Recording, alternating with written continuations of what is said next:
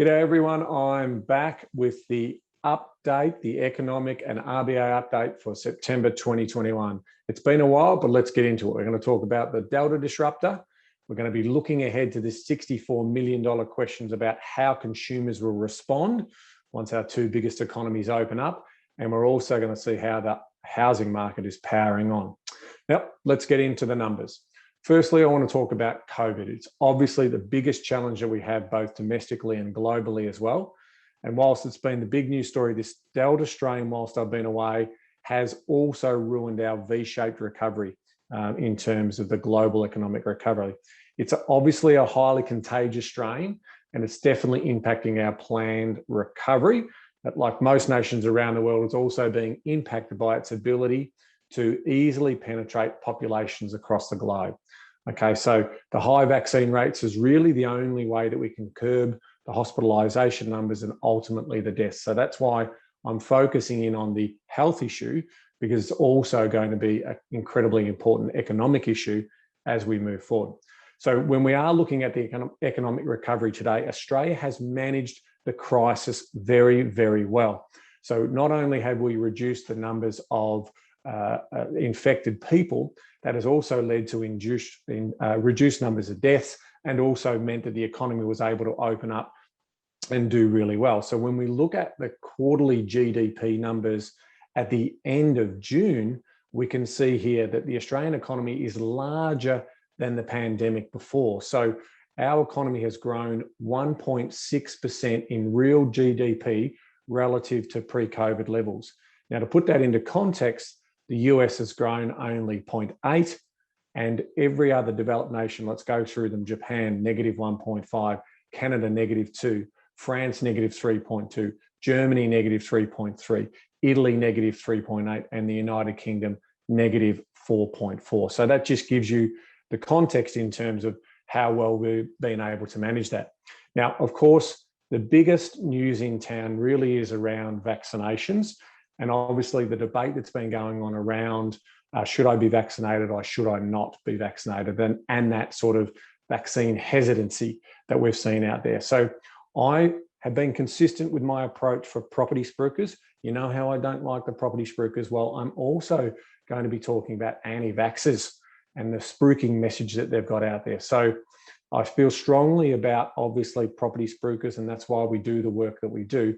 But there's also the misinformation that we're seeing from anti-vaxxers as well. So it's important to just follow the data, okay? So we do need to acknowledge that there are potential health risks, including the very, very low risk of death when being vaccinated. But as a numbers man, I can tell you that the hospitalisation rates and also the death rates from both short and long-term COVID are being significantly impacted by those people who are unvaccinated versus vaccinated. So all I'm saying to you is it's ultimately your choice, but it's really important that you aren't seduced by misinformation or half-truths to tell a story. So be informed, but ultimately, if you want the cards stacked in your favor, it's probably best that you are vaccinated, and it obviously means that we all benefit from everyone doing this together. So that is an important message from an economic point of view, which I'll round out at the end of this summary now. So now let's turn our attentions to the Australian economy, and the RBA today kept the cash rate on hold at 0.1%. Now that's the most important decision for all of us mortgage holders, right? They will continue to keep a watchful eye and make some appropriate tweaks. So you remember the other levers that they were pulling around the bond and the money markets to ensure that there's appropriate liquidity, and that obviously money stays cheaper for longer to stimulate the economy. So in things like, you know, their quantitative easing program, that will probably slow in 2022. So we'll start to see these tweaks, but always just remember from the layperson's point of view and from our point of view that they'll do what they'll need to do in terms of massaging us through this period, whilst also keeping an eye on inflation as well. So, you know, bearing in mind that there was some tweaks, there will continue to be some tweaks, and then we'll see some more action on this in regards to 2022. We did see the June quarter GDP numbers come through, and those numbers were stronger than most economists expected. There was even talk that it might have even been a negative number, and we might have had this quick recession that no one was anticipating. But no, the consensus was 0.4 of 1% rise. The actual number came in as a 0.7 in terms of the growth for the quarter. Now, that means that the overall economic activity grew by 1.6%, and that is now above those pre-pandemic levels that I mentioned earlier. Now, that is also important to note because it was prior to the lockdowns that we're seeing in New South Wales and also in Victoria, and some sort of smaller lockdowns that we've seen in Queensland. Now, that means on annual terms, the economy has grown by 9.6% to the year to June. Now, this is the strongest on record, but we always need to understand that the reason why it is super strong is because we had a collapse in the economy in regards to the COVID events of last year. So that has now obviously meant that those numbers are artificially inflated, but it also means that we need to understand that there is a good reason to be optimistic because they were still pretty solid numbers. So irrespective of the fact that we had a pretty ordinary couple of quarters right in the heart of the release of the pandemic, we've certainly been able to bounce back from that. Household consumption rose 1.1% for the quarter. Business investment picked up by 2.3% on the back of spending on machinery equipment in response to the government tax incentives. Now, again, the September quarter is almost certain to go into negative territory with our two biggest economies in sustained lockdowns, but most economies are now starting to say that the December quarter, where we hopefully will be coming out of these lockdown periods, easing out of lockdowns in October, November, we'll start to see hopefully those numbers improving. But short-term economic outlook is a little bit benign, but again, looking at the medium to longer term, it looks a little bit better than that. In terms of trade, the Australian reported a record current account surplus of 20.5 billion in the June quarter.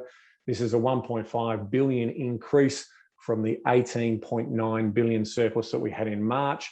This is the 9 consecutive surplus that extends the longest run of current account surplus in the history of this series. And wait for it, that was way back in 1959. Looking at the unemployment story whilst I've been away, we did see in July that employment actually increased by 2.2 thousand jobs in the month, and the unemployment rate fell to 4.6%, which is the lowest in 12 years. Now, the fall in the unemployment rate was mostly reflective of the participation rate dropping from 66.2 down to 66%. So that is also the reason why the unemployment rate dropped. Now, it was also masked by the fact that the sample was taken in early July before the lockdowns really kicked in, the more severe lockdowns that kicked in New South Wales and then ultimately in Victoria. So it's definitely clear that the next month's August's numbers and obviously September numbers will probably see the unemployment rate kick up into the 5s. But again, looking at what most of the forecasts are coming out from the economists, from the banks, they're basically saying that we'll probably move to low 4s by the end of 2022. So that's a positive story in the medium term for unemployment. Wages growth, which is a big focus for the RBA. The June quarter only saw wages growth grow by 0.4 of 1% and to be 1.7% higher over the year. Public sector wages growth grew by 0.4 in the June quarter. To match that, the annual growth for the public sector is only 1.3. However, the private sector over the 12-month period is 1.9. Now, it's my view that it's probably too early to look at wages growth, with a lot of companies potentially resetting wages and annual reviews into the new fiscal year. And so I expect that that wage growth story will improve, or was going to improve during that sort of September quarter. But now we obviously are seeing again, with some of these uncertainties around lockdowns, that there might be a question mark still rising there. But medium term, I'm a believer that there will be some wages growth coming through as we do see demand shortages in the labour market. So we'll wait and see what happens there. Consumer confidence and sentiment, well, naturally, we're going to expect that there's going to be a hit to consumer confidence whenever we have a lockdown. So the monthly consumer sentiment index fell 4.4%. to 104.1 in August. Now, this is the lowest reading since September of 2020. That said, it's still a good reading, right? There's more optimism than pessimism as we start to live with COVID going forward. On the property front, the one that we look at there is basically the affordability measure in terms of time to buy a dwelling. Well, when I left in June and now back in here in September, that number was, at sort of really high levels, but it's now fallen by another 8.3%, and the reading in August has it at 89.9. So there's more people thinking it's not necessarily a great time to be buying property, but there's still pent-up demand in the marketplace there. Retail spending, we did see retail spending continue to be plagued by the lockdowns. So retail sales fell by 2.7 to be 3.1% lower over the year to July. This follows a 1.8% fall in June. Retail sales are now fallen 4.4% over the 2 months. Now, in saying that, we also learned what happens after lockdowns, and that is we do see a spike in spending and a real bounce back. So we expect that to also be the case as we lead into to the December quarter and into Christmas. Business investment. Again, the lockdowns are the big story here. The landscape was absolutely very positive for a ripe uptick in business investments, and that's what we saw. So business confidence and capacity utilisation were growing around record highs. And there's been strong growth in profits and generous tax incentives that continue to encourage that investment. So prior to the latest lockdown, the business sector had a spring in its step with a 4.4% pickup in business investment in the June quarter. This follows robust growth in the December and March quarters of 3% and 6% respectively.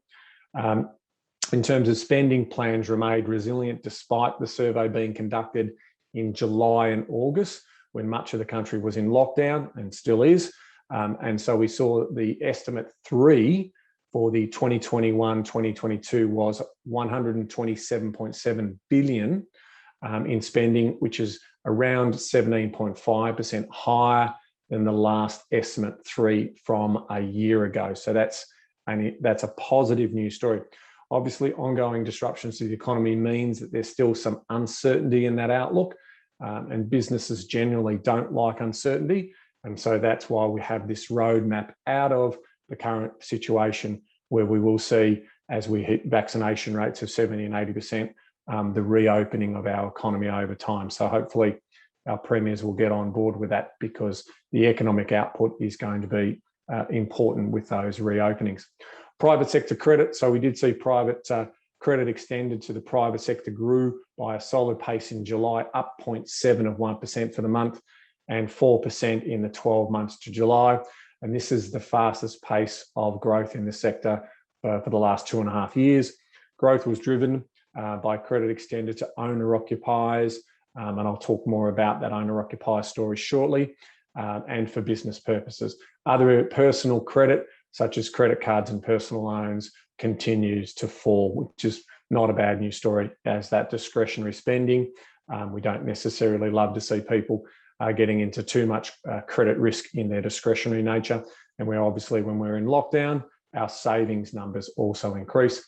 Business credit expanded 1.1% in July after a solid increase of 1.6% in June. We were talking about those housing lending data numbers. The owner-occupier, well, the value of housing lending approvals, excluding refinances, was up 0.2 in July to be, wait for it, 68.2% higher over the year. So that's telling you that the property sector is relatively healthy. In addition to that, we saw refinances were up 6% in the month to be almost 60% up on a year ago. So people are taking advantage of shopping the market to get a better deal out there. So lending to owner-occupiers edged up by a modest 0.4 in the month. Lending for construction, which was earlier boosted by the home builder program, and obviously that has now ceased, fell by 4.7 in the month and is now 41.9% below its peak of February 2021. Now, remember, if you go back through our data, we were talking about these incredible numbers, which moved so many of the demand forward in terms of first home buyers And now we're starting to see a lag of those first home buyers in the market because of that moving forward that we saw during the home builder schemes and the incentives to stimulate the economy. Turning our attention to investment lending. Well, in our business, we know there is still a huge desire to get into investment properties. And so, investment lending grew by 1.8% in the month to be 98.7% higher than a year ago. So just let that sit. This is the 9th consecutive month of growth. So investment lending is at its highest level since April of 2015. So that would also mean that APRA and the banks will be very careful in terms of looking and managing what sort of risk is coming into the market, whether they need to put some macro prudential regulation in place. So at this stage, we haven't seen any surprises there. And so hopefully the market will be allowed to do its thing because we don't see systemic risk in that place at the moment. In terms of building approvals for July, as we continue our theme and looking closer at the property sector, residential building approvals continue to fall in July. Impact of home builder we talked about earlier continue to unwind, and the lockdown swept through the country. So building approvals fell 8.6% in the month, although still they remain 10% above their pre-COVID levels as at December 2019. The decline in July was underpinned by a 12.3% decline in private multi-dwellings. So that is obviously the apartments and also the townhouses market. Private sector houses approvals also fell 5.8% in a month. Looking around the states, because we want to have a look at this in more detail, the largest declines was in South Australia at 16.9%, followed by New South Wales at 11%, WA 10.5%, and Victoria 9.2%. Queensland bucked the trend with approvals increasing by 9.7% in the Sunshine State, as we have seen that migration and population push into southeast Queensland is doing good things for that local economy. Overall approvals in New South Wales, Queensland, WA, South Australia are still between 20 and 50% higher than their pre-pandemic levels. So even though we saw that negative fall in the month, still booming in terms of the demand for new housing. Victoria is the only one who's behind the 8 ball there, with private sector approvals down 8.6% compared to their pre-pandemic benchmark as at December 2019. And remember, there was a flood of people coming into Melbourne. Almost 1,000 people a week were relocating and moving into that Melbourne market. So we have seen that slow down a lot, and obviously that's on the back of the 6 lockdowns that we've experienced here in Victoria. In terms of property prices, we'll round this out now. The housing boom continues to push ahead in August despite the disruptions and those lockdowns. So CoreLogic National Home Value Index increased by 1.5% in the month. In annual term, dwelling prices increased by 18.4%, which is the strongest growth that we've seen since the late 1980s, or over 32 years ago. That said, the monthly rate of growth is slowing. So it's the 4th consecutive month where that is cooling off a little bit, reflecting growing affordability constraints and obviously with some prices pushing above the means of some in those areas, and that is cooling the market as affordability starts to take a hold. The current lockdowns have resulted in a fall in listings and due to the challenges to actually inspect and buy a home. So we've seen a result in listings because people are saying, well, why would I list and sell if people can't come out and look at my home and buy it? Which is all obviously reflected in a decline in the sales volumes. But as we talked about, it doesn't necessarily mean that the prices are going in the wrong direction. So we still see that there's obviously a lot of pent-up demand for property still right now. So let's walk through the numbers. It's been a while since we've done this, so let's walk through the results as at the 31st of August from our good friends at CoreLogic. We did see that Sydney's monthly gain was 1.8%, bringing their annual gain to 20.9% growth. So if you add also their yield, a really healthy return of 23.8%, resulting in the median house price now in Sydney of $1,039,000. Melbourne, a 1.2% growth in the month. Annual is 13.1%, so lagging most of the other states. Total return 16%, median house price around that sort of 770 mark. Brisbane, 2% growth for the month, 18.3% annualized, a 23.1% return, median house price 612. Adelaide 1.9% for the month, for the annual return 17.9, and a 22.7% return when you factor in the yield. Median house price in Adelaide now sits at around 522,000. Hobart 2.3% for the month, annualized 24.5, total return of 30.2%. Median house price 639,000. Darwin, the only negative in the read this month, negative 0.1, annualized still 22%. Add in the yield and it's a healthy 29% return. Median values in Darwin are 486,000. Canberra 2.2% for the month, 22.5% for the year. Add the yields in there, 26.8, median house price of 816,000. Now you notice there is an exception there, and that is Perth. We have CoreLogic have indicated that they've got some irregularities in their numbers for Perth, so they're doing some investigations around that, and so that's why those numbers have been withheld in the latest data set. Combined capitals finished 1.5 as noted earlier. Overall annual 17.5, total return of 20.9%. And the median property price, there's no such thing, but across the country is 751,000. Combined regions, because everyone's talking about the regional markets, grew by 1.6% for the month. Annualized return of 21.6 for a total return of 27.1 when you factor in the rental yield. And the median combined regional property market values of 493,000 across there. So that just gives you some idea in terms of how well the property market is shaping. Forward forecasts are also suggesting that we'll still see some strong growth, although not as strong as 2021 into 2022. So the housing property story continues unless you do see some macro-prudential interference in terms of the level of growth that we'll achieve in this cycle. So let's summarise these numbers, and let's sort of talk more about where the main conversation is at. It's really around how we see the reopening of our two biggest economies in the coming months. So what is going to happen and what is going to play out. So we are starting to have those conversations around the COVID and living with COVID.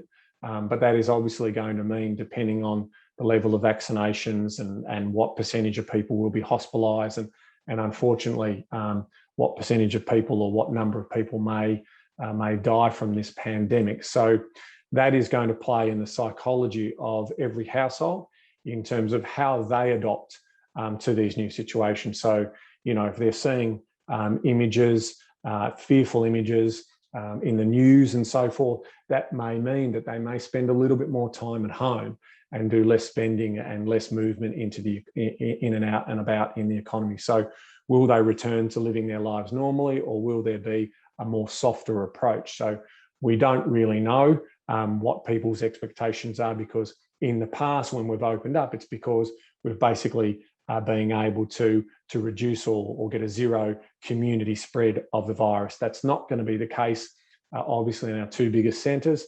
So that is going to potentially see households' behaviours might moderate or change until they feel more and more comfortable and more safe in terms of their movements around and when they're out and about. So that will be the case, and ultimately we will know that time will be the judge of that. So if we do see increased hospitalisations and some horror stories, then ultimately that could play an impact. So we don't know. It's too early to call and have a read on that. More broadly speaking, obviously the economy's in again pretty good shape. People have been able to learn how to work from home and do the things that they need to do, and that puts us in good stead. But the reality is, when we're in complete lockdown, we don't have those freedoms.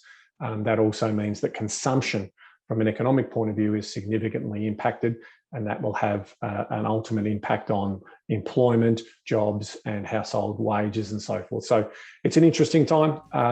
We'll see how it plays out over the next couple of months, and as we said, time will be the judge. So until next month's update, remember, knowledge is empowering, but only if you act on it.